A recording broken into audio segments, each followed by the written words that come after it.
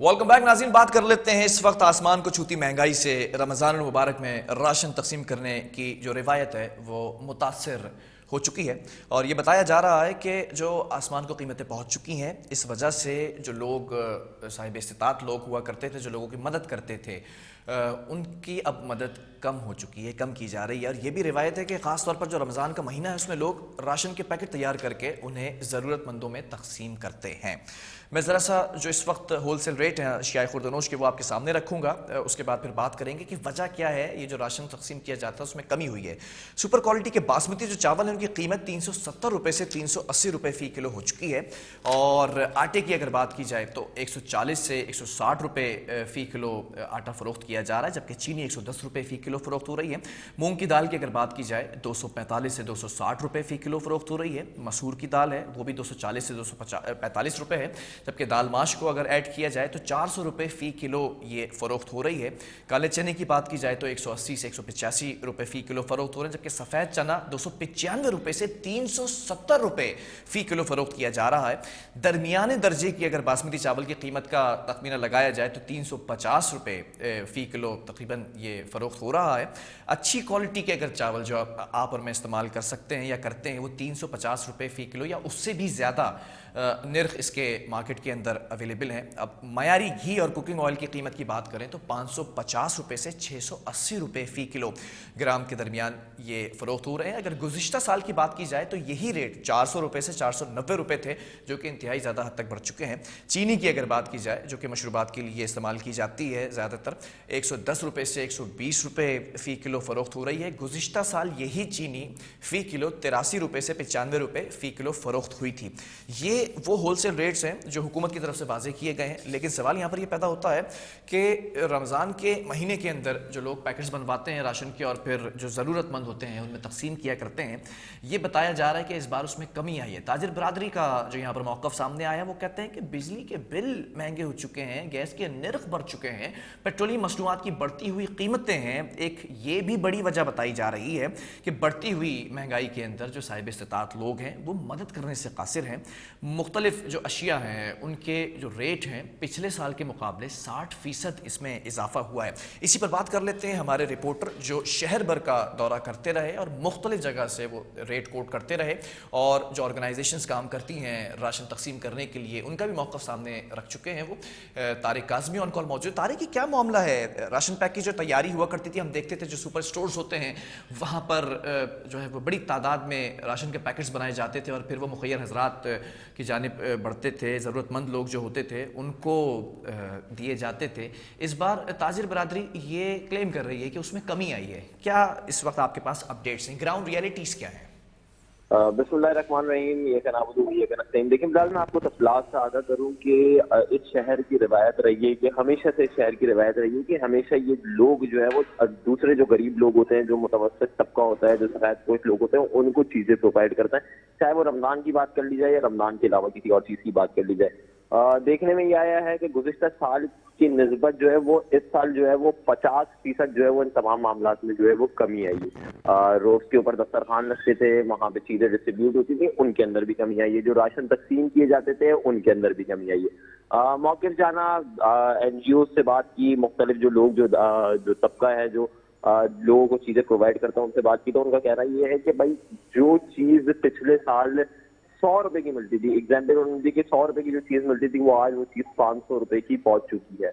जो चीज 200 रुपए की मिलती थी वो 1000 रुपए पे पहुंच चुकी है। तो इस वजह से जो है वो 50% जो है वो कमी आई है। जो 50,000 रुपए के राशन के अंदर 50,000 रुपए के जो राशन के बैग बनते थे वो 100 बैग बनते थे पिछले साल। इस साल वो राशन के बैग 25 के ऊपर आके रुक गए। तो चीजें डिस्ट्रीब्यूट की जा रही है लेकिन क्वांटिटी कम हो गई है। दूसरी चीज ये कि क्वालिटी की अगर आप बात कर ली जाए, क्वालिटी जो है वो पिछले साल की निस्बत और कम हो गई है। जो पिछले साल दोयम दर्जे की चीज मिलती थी वो इस साल उसको बताया जा रहा है कि पहले अव्वल दर्जे की वो चीज है।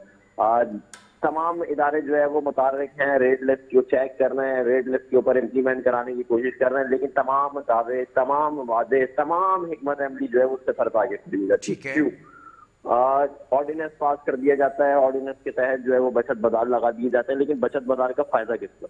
बचत बाजार में अगर एक चीज जो मार्केट रेट के ऊपर मिल रही होगी तो बचत बाजार में तो आवाम जाएगी क्यों? क्यों जाएगी वहां पे चीजें खरीदने, क्यों अपना टाइम वेस्ट करेगी, क्यों लंबी लंबी कतारें लगाएगी। इससे पहले बात की गई थी जो सिंध हुकूमत की जानिब से या मुख्तलिफ ऑर्गेनाइजेशन की जानिब से कि 65 रुपए किलो आटा जो है वो आवाम को प्रोवाइड किया जाएगा। 65 रुपए से लेके 95 रुपए तक जो है वो एक आटा प्रोवाइड किया जाएगा किलो के हिसाब से। लेकिन वो आटा जो आज कीमत, जो मार्केट रेट हमने आज पूछे तो चक्की का आटा 150 रुपए किलो अभी मार्केट में मिल रहा है होलसेल के अंदर। होलसेल के अंदर 150 रुपए मिल रहा है, तो रिटेल के अंदर ऑब्वियसली बात है 170 रुपए का आटा मिलेगा।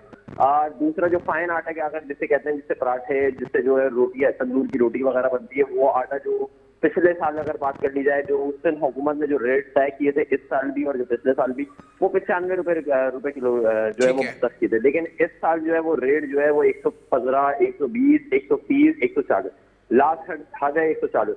अच्छा, बचत बाजार में जो आटा प्रोवाइड किया जा रहा है आवाम को, वो आटा इस काबिल ही नहीं है कि वो आवाम खा सके।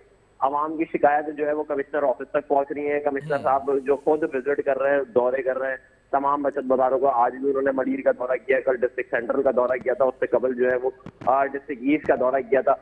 सीएम सिंध की जानिब से जो है वो एक ऑर्डिनेंस, हुकूमत सिंध की जानिब से जो है वो मुझे ये बताइएगा, 7 से 8 रोज हो चुके हैं और आप शहर भर में जो है वो घूम रहे हैं, कोट कर रहे हैं जो रेट्स हैं, फिर जो असिस्टेंट कमिश्नर्स हैं उनकी जिम्मेदारी है, मजिस्ट्रेट पावर उनके पास मौजूद है कि वो सड़कों पर जाकर चेक एंड बैलेंस रख सकते हैं प्राइस लिस्ट के हवाले से। फिर मुर्तज़ा वहाब का भी कमेंट आया, हमने देखा कल और परसों के रोज़ के कानून में तब्दीली की गई है, अगर कोई मुनाफाखोरी कर रहा होगा तो फिर उसका सामान जब्त करके वहीं पर हुकूमती सतह पर कस्टडी में लेकर नीलाम कर दिया जाएगा। ग्राउंड रियलिटीज़ क्या हैं? क्या जो हुकूमती सतह पर निर्ख वाजे किए गए हैं उन निर्खों के मुताबिक चीज़ें फ़रोख्त की जा रही हैं? देखिए बिलाल, मैं आपको बताऊं कि जो है रेड लिस्ट मुहैया कर दी गई है तमाम लोगों को। असिस्टेंट कमिश्नर विजिट कर रहे हैं, मजिस्ट्रेट की पावर उनको दे दी गई है, फाइन करने के इख्तियारात उनको दे दिए गए हैं, उनको गिरफ्तारी के अहकाम जारी कर दिए गए। लेकिन जब असिस्टेंट कमिश्नर अपनी टीम के हमरा दौरा करता है, कमिश्नर कराची के साथ हो, चाहे वो डिप्टी कमिश्नर के साथ हो, चाहे वो किसी और के अफसर के साथ हो, तो उस टाइम पे तो रेट जो है वो उसी रेट लिस्ट के मुताबिक हो जाता है। लेकिन जैसे ही असिस्टेंट कमिश्नर की टीम वहां से निकलती है तो उसके बाद जो है वो रेट मन माने जो है, जो पहले फरोख्त किया जा रहा था असिस्टेंट कमिश्नर की टीम के दौरे के पहले, उन्हीं रेट के ऊपर चीजें फरोख्त की जाती हैं। इसका फायदा आवाम को किसी सूरत नहीं मिल रहा। दौरे किए जा रहे हैं, वादे किए जा रहे हैं, दावे किए जा रहे हैं, इम्प्लीमेंट कराने की कोशिशें की जा रही हैं, लेकिन जो है वो उसका फायदा जो है वो आवाम को नहीं मिल रहा। आवाम वही चीज खरीद रही है जो चीज उसने 100 रुपए की खरीदनी है, वही चीज वो 100 रुपए की खरीद रही है। बल्कि वो रमजानों से कबल, क्योंकि ये एक ट्रेंड बन चुका है हमारा कि रमजानों से कबल जो है वो चीज जितने की भी हो, चाहे वो चीज 50 रुपए की हो, तो वो रमजानों के अंदर वो 200 रुपए की बिकती है। केले की रेट, अगर मैं आपको फ्रूट की बात कर लें, क्योंकि रमजान के अंदर सबसे इंपॉर्टेंट जो होता है दस्तरखान के अंदर वो फ्रूट होता है। केले के रेट जो है वो रेट लिस्ट के ऊपर जो मुकर्रर किए गए हैं 120 रुपए, लेकिन केला जो है दर्जे दोयम के जो रेट मुकर्रर किए गए हैं वो 70 रुपए मुकर्रर किए गए।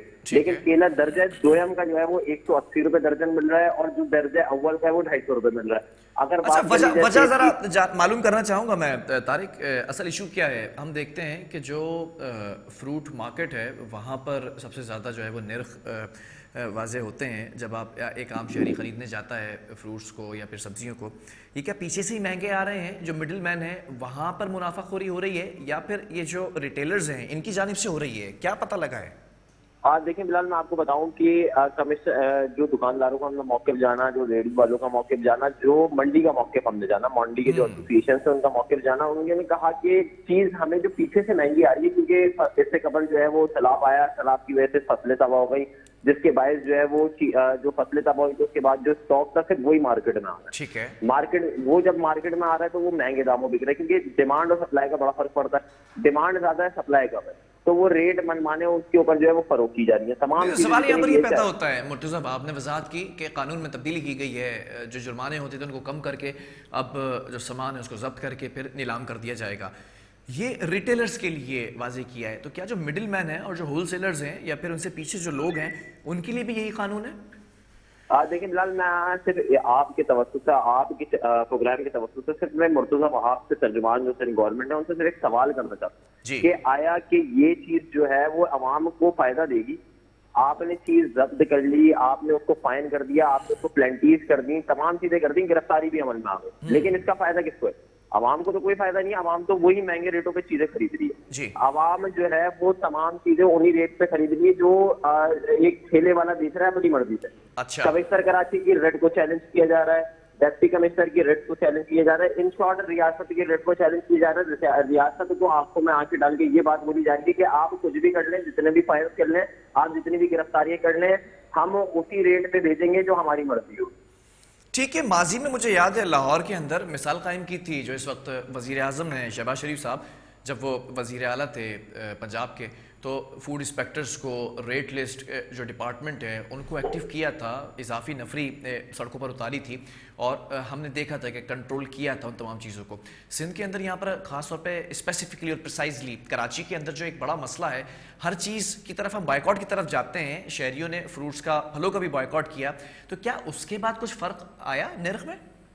बिलाल थोड़ा सा फर्क आया। मैं आपको एक और चीज वादे करूं कि जो कमिश्नर जो सीएम संघ की जाने से जो स्पेशल टीम बनाई गई है जिसके अंदर तमाम मुआवने खुसूसी को जो है इख्तियारात दिए गए, जिनको जो है वो कहा गया कि जो बाजारों का दौरा किया, आठ रोज गुजर चुके हैं। 8 रोज के अंदर कोई ऐसा जो है वो मामला खुसूसी उनका नहीं है जिसने जो है सिवाय बचत बाजार के अलावा आम मार्केट का दौरा किया हो।